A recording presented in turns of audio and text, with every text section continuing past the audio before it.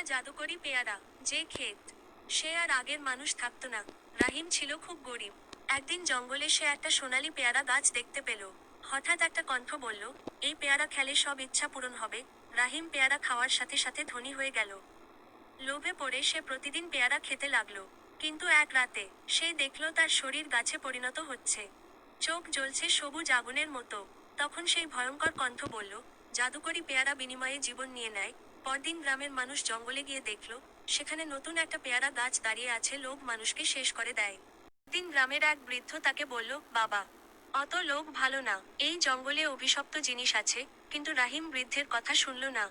সে হেসে বলল, আমাকে কেউ থামাতে পারবে না। সেই রাতেই ভয়ঙ্কর ঘটনা ঘটল। রাহিম ঘুম থেকে উঠে দেখল, তার হাত ধীরে ধীরে গাছের ডালে পরিণত হচ্ছে। তার পা মাটির ভেতরে ঢুকে যাচ্ছে।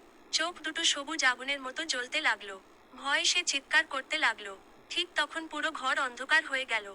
আর সেই ভয়ঙ্কর কণ্ঠ আবার শোনা গেল, জাদুকরি পেয়ারা কখনো বিনামূল্যে কিছু দেয় না।